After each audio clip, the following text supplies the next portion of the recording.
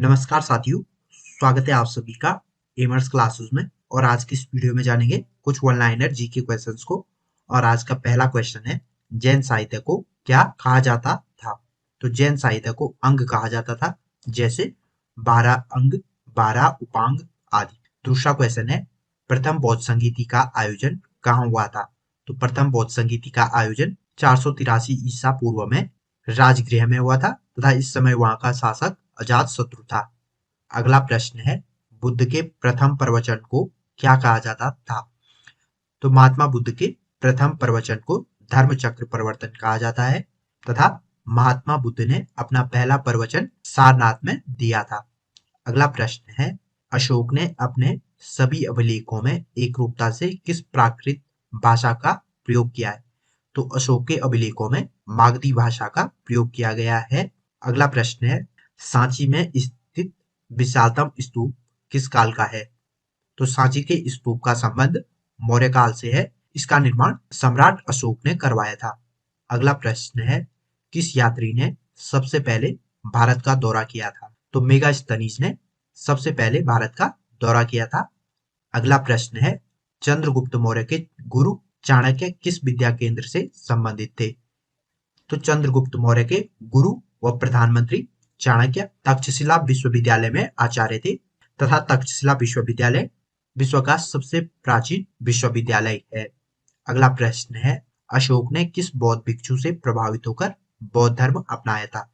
तो उपगुप्त ने सम्राट अशोक को बौद्ध धर्म की शिक्षा दी थी।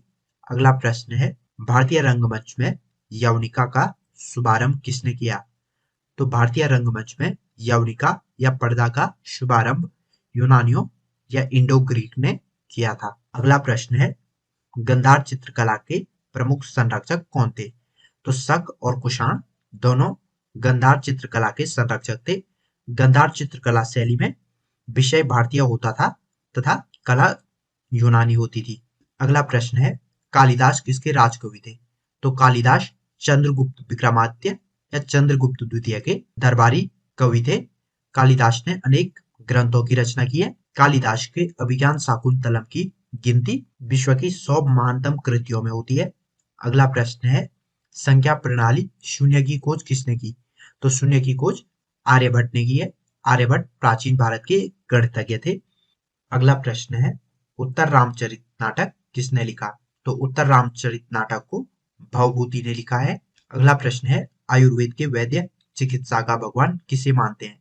तो धन्वंतरि को चिकित्सा का भगवान माना जाता है। अगला प्रश्न है, भारतीय संस्कृति का स्वर्ण युग किसे माना जाता है? तो गुप्त काल को भारतीय संस्कृति का स्वर्ण युग माना जाता है।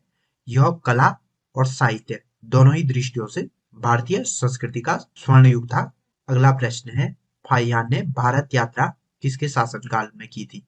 तो फाहियान ने गुप्त काल में भारत की यात्रा की थी। फाहियान चंद्रगुप्त द्वितीय के शासनकाल में भारत आया था। अगला प्रश्न है, ऋतु संहार किसकी रचना है? तो ऋतु संहार की रचना कालिदास ने की है। अगला प्रश्न है, इलाहाबाद स्तंभ लेख में किसकी उपलब्धियों का वर्णन है? तो इलाहाबाद स्तंभ लेख में समुद्रगुप्त की विजयों का वर्णन किया गया है। अगला प्रश्न है, बाणभट्ट किसके दरबारी कवि थे? बाणभट्ट हर्षवर्धन के दरबारी कवि थे तथा बाणभट्ट ने ही हर्षचरित की रचना की थी। अगला प्रश्न है, तंजौर के बृहदेश्वर मंदिर का निर्माण किसने करवाया? तंजौर के बृहदेश्वर मंदिर का निर्माण राजराज चोल ने करवाया था।